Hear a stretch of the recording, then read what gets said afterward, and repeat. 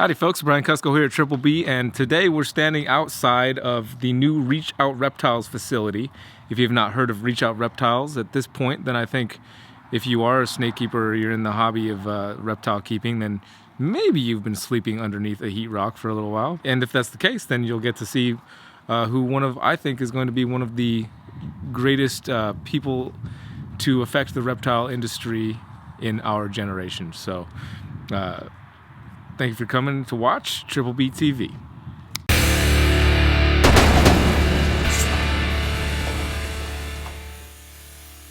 All right.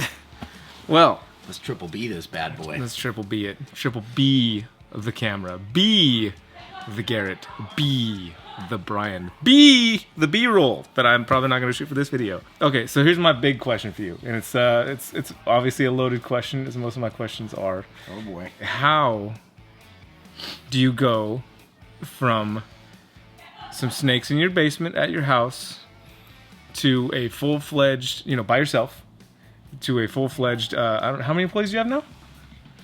9. 5 of them will be full-time, like in a couple of months. So 5 full-time employees, probably going to increase really soon. 6,500 square foot building with all of this. And the reason this is a loaded question, because I'm sure it's not an easy answer, but I'm going to ask it like it's an easy question to answer. How do you do that in 4 years? How do you go from that to this in 4 years? I don't know, man. I think if you ask the people in my life, they would just say that I'm just nuts. I mean, so like the snakes are to blame. The snakes are great. You know what I'm saying? They're amazing animals. Part of it was just me being able to identify how cool superdors were, and that they were very underappreciated. Now, there are, I would say, dozens, if not hundreds, of very underappreciated reptiles in the industry. But they have to have several cool things, They can't just be, like, oh, I love these guys. They have, like superdors have the right size. They have a bunch of morphs. They have, like, localities, so you get, like, kind of like the morphs would be like the flashy newcomer side, and then the localities are like the purist side. The breeding schedule is stretched out to where you can't overproduce them easily because they are slower reproducing, which keeps the prices high, which gives you a profit margin that is decent. That's kind of the foundation. I don't think you could just do it with anything. Okay, so you're saying there has to be a certain species that hits kind of some of those similar markers. Yeah. Did you have those markers lined out before? Did you identify those markers before you decided to embark on this, or did you find them as you started doing it? A little of both, actually. I mean, I definitely identified them before because I had a bunch of different species. I love every kind of reptile, really. But I was like, no, these ones have got it. Superdors is where it's at. Nobody knows. So, and I've found a lot of other cool things about them just along the journey. But I started there with an underappreciated animal. The next layer was that I decided very early on that Reach Out Reptiles would be a business that contributes to and builds the industry and the market for these animals. So we hit the ground running with that. Just how do we build a market? How do we get a community around our brand? How do I invest not only in the animals but into people? And I don't mean even employees at that point. For a couple of years, it was just me doing the whole thing. So it's like, how do I invest in the community? And it was like a give drive. Give our knowledge, our time, our talents, and stuff to people. Try to help everyone instead of that kind of competitiveness. Because I knew that if the market was growing, we had to have a certain amount of buy-in from people, and that's not going to happen if you are deceiving someone or ripping them off one time or whatever. You can take their money once, and then they hate you, and then they tell everyone not to deal with you, and you have to go then convince everyone, no, they're lying. You should deal with me, and it's just this battle from the start. No, instead, what we did was we tried to accurately represent what was going on. We shared everything that we were doing, tried to help other people do the exact same thing as us. And then what happens is people who got into the hobby with us have now grown their animals. They've seen the truth and everything about them and stuff. They're breeding themselves, and they're also contributing to now growing that industry. So we had that growth mindset instead of being like, oh, the hobby is this or the industry is that. Like, you hear so many people, especially with the kind of bread and butter or common species, like people will say, well, I'm really into this obscure reptile over here, but I feel like I also have to breed this really common species because that's what everyone does. So that must be where the money is. We never did that. You know what I mean? So we don't breed any leopard, geckos, corn snakes, ball pythons, none of that stuff. Well, I can certainly vouch for you on your amount of energy putting into other people. Like, I'm a living, breathing example of that, I think. I mean, anytime I give you crap because you're my friend, in moments, but behind the scenes, like, I'm always singing your praises because of that. Like, you put a lot of energy into other people, myself included. I can only imagine how much energy went into people besides myself. But, like, I feel like you definitely, and that's why we became fast friends, I think, is like I recognized how genuinely, like, you seem to care about me as a person, which I know there's not necessarily books for that, but that's just a personal thing. I think that's a character thing, maybe that you get from, maybe it's heaven sent. I don't know what it is, but it that's the Bible. Just read that whole Bible, master that, you'll be good. Yeah, so there's No that problem. So there's that book. Okay, there is a book. What about for like these different business concepts, like growth mindset and things like that? Are there, like, the specific books that you've read that really had an impact on how you think about these things? Like, the way I developed my strategies, I wrote everything down, and what I did was I first identified a bunch of brands and companies that I really respected. They didn't even necessarily have to be profitable. Some of them were, some of them weren't, but I tried to identify what is it that I feel connected to that company. So, for example, if I wanted people, if someone online, goes on and they want to troll us on social media or something, say, Reachout Reptiles does this thing wrong, blah, blah, blah, blah, blah. And I want to have a supportive community that jumps on there and they're like, what are you talking about? Reachout Reptiles is great. They very much care about their animals and defending us instead of other people. Then I would have to find a company where it was like, when I feel somebody would attack what that brand or that company was doing, I would feel defensive about it because I cared and related to that company so much. If there was a company that did really good customer service, and I'm always like blown away, like, wow, like, you'll see a lot of, if you search Reachout Reptiles on like YouTube, for example, and look at videos that aren't ours, most of them are unboxing videos. You know what I mean? Because the unboxing experience, people are very excited about and blown away, and they felt taken care of and all that kind of stuff. I tried to find other industries and companies that would do those kinds of things. So I just took everything I loved about stuff, whether it was reptile companies, but honestly, 99% of them had nothing to do with reptiles. They were just companies that were doing the right thing. And I said, if I want to build a company, what is it that they do that makes me feel good as a patron of theirs? And how can I bring that into the company culture from the beginning as I build it up? Yeah, so the first layer was the animals. Second layer was just that give till it hurts. And the third layer is just, I think, tenacity. So we have all those employees, and they've definitely like raised the quality and the amount of what we do here. But everything that we do, I was still doing when it was just me. You know what I'm saying? So like breeding all the snakes, releasing 2 videos a week on YouTube, and developing unboxing and branding stuff, and trying to come up with educational stuff, and all of those, as well as like putting together my collection of animals. I just basically took probably 115% of whatever the company made and reinvested it hard for a long time. So, and then what I had to do, instead of just kind of like, I think a lot of people have this idea they're going to get in and just use reptiles as a get-rich-quick thing and stuff like that. And it's profitable, and it can make money. And if you do want to just slip into an easygoing market, you can probably sit back and do that to an extent. It wasn't that it took us 4 years to move here. It's that 4 years ago, I started with basically nothing.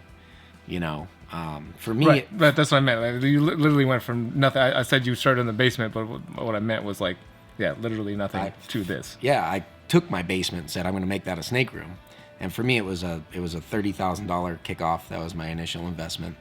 And, we built it into whatever it is today. I think it's that final layer is just that tenacity of, giving it until it hurts and not pulling anything out of the company or our efforts for ourselves, because we have this greater mission and vision of what the company is going to be. You've seen some of that as we walked around the building and stuff like that. I don't want to steal from that because I want to get there faster, so I would slow it down if I said, like, let me go take a bunch of time off or money or this or that or the other and just let things coast and stuff. That's when things start to go down instead of up. Yeah, what we had to learn is, especially as a husband and father and stuff like that with a young family, we have to learn how to enjoy, the company is almost like a kind of a part of our family, so like one of my kids, Finley, is here today. You were riding around go-karts with him upstairs in the empty building, this morning. He loves these couches. He comes and sits, oh, these nice couches, you know what I mean? And that's kind of what we do. Our kids love coming here. We have Friday night movie nights and project a movie onto a big wall, and then I have fun with them in between. And in the meantime, I might be pulling a clutch of eggs or, trying to get back to that customer, paying some quick bills. If you're going to maintain that level of tenacity, you have to be fed by the work. You know what I'm saying? It can't be like a regular job is like you expend your energy at work and then you go home and you try to do activities or things that recharge your batteries. You have to be, this is like recharge, it's like a perpetual motion machine. You have to be charged by what you're doing. And I'm so excited about the snakes and the future of the industry and stuff that it just charges me up, and so. It's a detailed way of explaining the that catchphrase or that saying, you do what you love and you'll never work a day in your life. That's kind of what you're saying. Yeah. You have to be fed by what you're doing. Yeah, and I work 10 times harder than I ever, have in my life, because there's a healthy respect, almost fear of the amount of responsibility that we have, especially now with a large number of animals, balancing all kinds of, big fight, like the building and stuff. That's not cheap, giant buildings and all those things. So you're balancing books and finances. And then, you're also responsible for people. The employees here are very much an extension of my family. So I got to take care of my family and them. I remember I had a moment, it was, I think, 2 years ago, where we decided to have a little employee 4th of July party. And I felt like I had just this small core staff, but I was kind of like, well, bring your spouses, your kids, whatever. And we were sitting in my backyard and I'm just cooking out for everybody.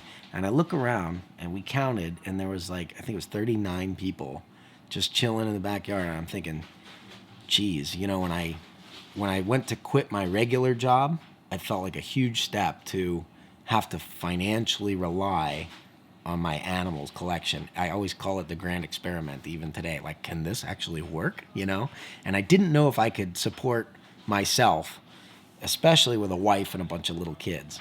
Now I'm looking around, there's 39 people there that the company is supporting. And today, I mean, that was several years ago. The staff itself was a third the size or whatever. But today, there's a greater community too. Like, I'm really looking forward to, we're going to do a Retic Fest thing for our patrons here in July.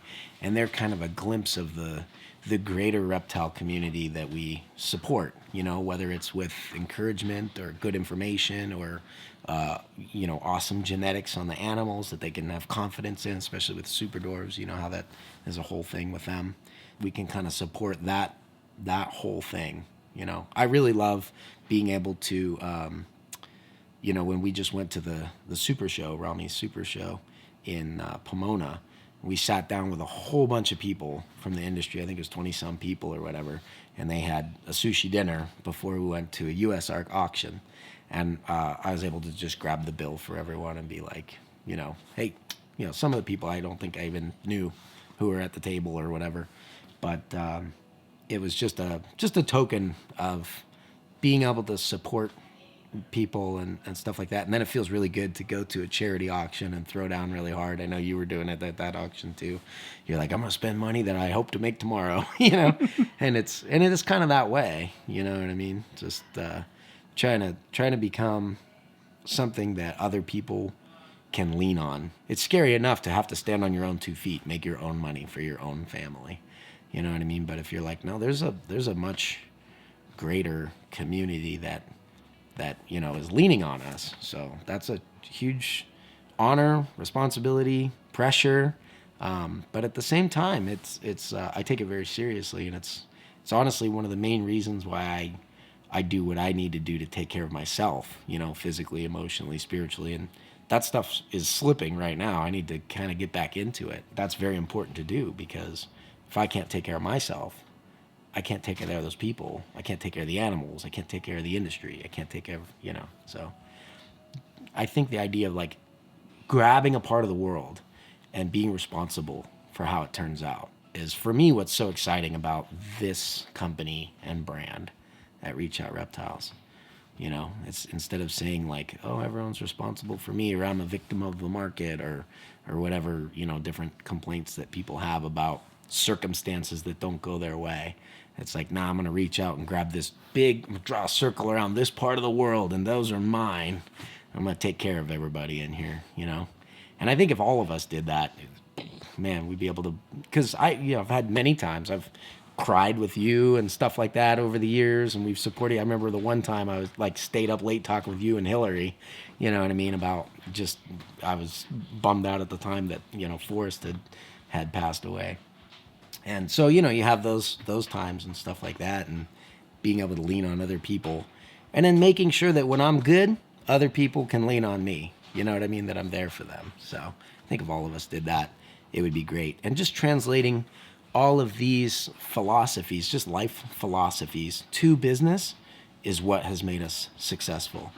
You see so many other people that try to gain their popularity or their business or their clout or their reputation by putting other people down. And I'm like, man, you remind me of high school bullies. I'm just too old for that crap. You stand on your own accomplishments or get out of the way. You know what I mean? Don't just sit there and whine about what other people are doing right. What are you doing? There's some people that are trying, and we're not always perfect, and things go wrong, but we're trying really hard. I'd love to see more people try really hard and mess up if they have to. Don't be afraid of the failure, but just grab that circle of the world and be like, these are my people. Let's take care of each other. Does that make sense? I mean, it's gold. It's better. It's a better answer than I could ask for that question. There's really nothing I could say right now that would truly express the amount of respect and gratitude I have for you as a person in this world. So I'm not going to try it. I love you, brother. Catch you next time. Whew, good stuff. So as we always do with our guests on Triple B TV here, we're going to have a Zoom call on Patreon tonight. And if you want to join us for that Zoom call, then you can just click the link down below and join us there. And I mean, I'm sure the conversation will be just as good as that. And you guys can ask Garrett any questions aside from the one question I asked him to get that interview, and it'll be a good time. So we hope to see you guys there tonight on the Zoom call. And other than that, we'll see you next week right back here on Triple B TV. Y'all take care.